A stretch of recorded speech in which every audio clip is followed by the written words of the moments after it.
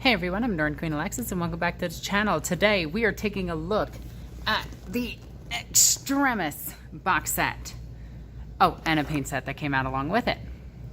So the paint set is actually pretty neato mosquito, my funky burritos. It has one of Citadel's paintbrushes, which are okay. They're not great, but they're kind of okay. It also comes with a whole bunch of paints. If I can open this thing, let's get this nice and open. Let's take a look at it. It comes with, I think it's 5 different paints, 6 different paints. 2, 4, 6, yeah. 6 different paints, which is the whole reason that you buy this thing. The 3 boys are barely gonna do anything. So let's go ahead and take a look at, ooh, that's nice and fancy now, look at that. Okay, I'm used to these things just being kind of thrown in there because the painting sets usually aren't the best, but they're full-size paints. They come with a technical, the mud paint, Agrex Earthshade in the small paint bottle, which kind of sucks. Really should have just given us a larger one. But you know what? It's Agrex Earthshade. It's really hard to get right now, and it's really useful. We got Lead Belcher, always useful. So far, 3 really useful colors. We got, those are really in there. Mephiston Red. Now, I'm not a big fan of Mephiston Red. I actually prefer like, oh, what is it? Wazdaka Red. But Mephiston Red is a good base, so I really like it. Like, I like it, but not as my red of choice. When I do a base, I usually do a base of orange under my reds, and then I darken them to a red. That way you get that nice little like effect on the sides that I really like. But using a Mephiston Red for it is okay as well. Then we got Steel Legion Drab, which I get it, it's for the cloaks and everything and how rusted their armor is and whatever. It's not a color that I go to right away, but I can see why somebody who is building these guys in particular would want this. And then we got this weird color, sickly green, the Orkoid Flesh. And if you're a Nurgle player, pick this set up. These are all super good for you. But if you're just a casual 40k player, I almost said planner, this set's actually still pretty good. I think it retails for like $35 to $40 or something like that. Maybe 50. I doubt it's that high. It's probably like 45. But even still, it's a pretty decent set. The paintbrush itself is nothing to write home about. It's a pretty standard paintbrush. It doesn't even tell us its size. It just says starter brush. So if I were to call that, looks like a 0, which honestly it's not a bad little paintbrush. Citadel's new line is actually pretty decent. They're about the same quality as like, I want to say Ghost brushes, which I prefer over Citadel, but getting some Citadel brushes is always useful. Okay, now let's move on to the big box because that's what we're here for. These models are press fit, so yeah. Now, I kind of wish they would release this for Beast Nagas. I think that would be way cooler. So GW, get on that. A Beast Naga release like this would be nice. You know, this is what I'm hoping for. Beast Nagas coming into the future. We get a set like this. So this is the Extremis box set. This is actually, this is kind of their Dominion box set, but smaller, but with terrain. It's kind of like the Command edition of the Indominus box. Start here, Extremis. Doesn't sound like a place I would want to start, but sure, why not? There we go. And I do apologize if the camera is shaky. It is on a pod that's on the table. It's holy crap, that is so much in here. I did not expect this to be as full as it is. You know, it's a shame that I'm not building Stormcast Eternals or these guys because I got 3 box sets of these now. So let's see, we got, oh my god, what are these called? The Hobgoblins. More Hobgoblins. Some Stormcast. Some more Stormcast. The Oh God, what is this character's name? What is your name? The Grippa Boss, the Swamp Kala Shaman with Potgrot, and a named Hobgrot. Wow, I read that right. Then we have Praetors, Vindicators, and a Lord Important. Whatever. You know what? He wants to call himself Lord Important. That's fine. I really like this guy for a weird boy, by the way, for 40k. If you get a chance, grab him for a weird boy. They'll be up on sale like dirt cheap. Now, the coolest part of the set isn't even the miniatures themselves. The miniatures are cool and they help boost out like the force that you have, especially for So the coolest part of this set isn't just the miniatures you get for both armies, the Orks and the Stormcast Eternals. It's actually the amount of terrain that you get in this set. I really love GW's terrain. I don't know what it is. It's like one of the best terrains that you can use for AOS and 40k. Who would have guessed? But I just realized how stupid that was when I said it out loud. I should edit that out.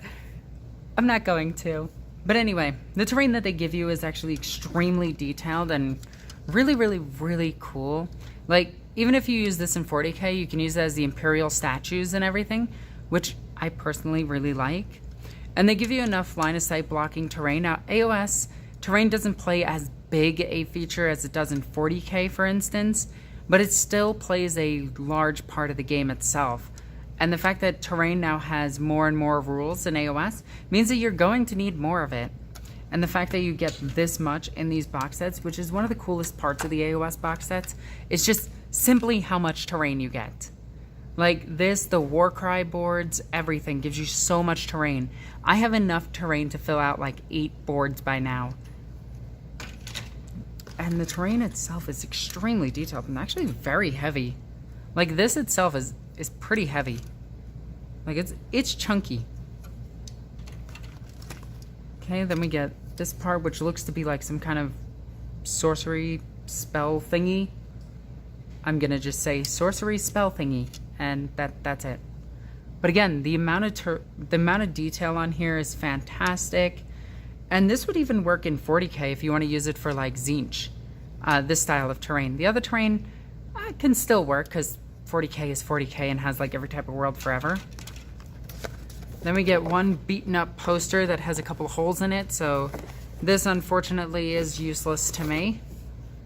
Half the time I take those and put them in frames and put them up on my wall. Get all the bases. We get some crappy dice. You know, I honestly wish they would drop the dice from these sets and give us something good. Like, give me 5 dice that are just designed specifically for the sets that the dice come in. Like, I would take that sacrifice. Like, even if they were the small ones, I'd take that sacrifice. Like, where the 6 just says Extremis or something. And we got all of this. So, we actually get a copy of the core rulebook in here, and I'm really excited to see the mini core rulebook. Because I knew the big core rulebook is, like, nice and fancy and everything, but the little one is what I want. I love the little rulebooks, and this set is worth buying just for this little rulebook. Because this is the entirety of the rulebook without any lore or anything. And honestly, I wish they would do this with the codexes, because I would be willing to buy a $20 codex that gets updated 52,000 times. Also in here, we have the War Scrolls, which is really, really neato, and I wish they would bring these to 40k. I want to make a couple of these for 40k. Where it like goes over their entire stats, all their abilities, just on cards. Would be super useful. And these are almost dry erase. Actually, I think these are dry erase. Like, I can put dry erase marker on it and just erase it. But it's like, I wish they would make these strictly for 40k. Please do this, GW. And then we got a nice chunky rulebook in here for this specific mission and everything, but no one cares about those, let's be honest. People only care about this tiny rulebook.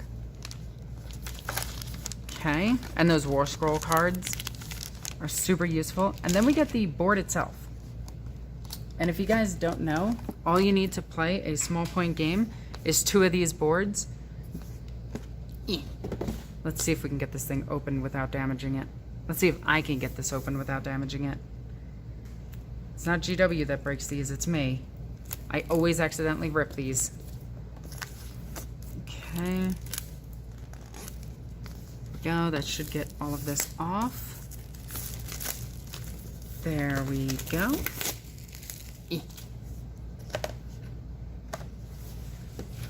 So it does look to be pretty basic. So the whole thing is kind of just like this, which isn't a bad thing because having a base map that just looks okay is good enough sometimes. This isn't something to like be like, oh, this is perfect, this is what I need. This is still good though. I'm okay with this. Overall, for $200, I think this set retails for, it's kind of worth it. Or is this 165? This might actually just be 165. At 165, this is definitely worth it. At 200, it'd be pushing it. I think the terrain and the rulebook make up for it, though. Even though you can download the rulebook for free offline, which is something Games Workshop should do for 40K. Please do that, Games Workshop. Please. Please. I will give you hugs. And I'll even share sour candy with you. And I don't share that with just everybody. So for 165, I think this set is definitely worth it. It's a really, really, really good value for what you get. And you get a literal ton of things in here. Like I'm trying to put it all back in just so I can transport it home. Because this is gonna take a while. And now if we want to get technical, this box isn't completely full. Just saying. There's some dead space in here. So that was the Extremis box. I think it's well worth its value, just for the terrain, the board, and the rulebook. The models themselves are just a bonus on top of it. All the characters are about 35 each. That Weird Boy Shaman is probably up on eBay right now for like 20 bucks if you want to grab one. Or you could trade with somebody in your locals if they buy this and they have another one. Especially if you're an Orc player, especially if you're a not Diganobs. God, what are they called? Beast Snaggers. Because it definitely would fit the theme of Beast Snaggers. Like, if you really wanted, grab these hobgoblins and give them, like, little pistols instead of a sword. And you could have some really cool grots for your Beast Snaggers. Overall, I really like this kit. I hope you guys did, too. If you enjoyed this video, comment in the comment section down below. Also, give this video a thumbs up. Thumbs up? There we go. Yeah. And if you're super awesome, check out my Patreon. I do have to tell you guys this video is sponsored by Games Workshop. They did send me this. I just want to say my thank yous to them. As always, I'm NornQueenAlexis. Love you guys. Bye.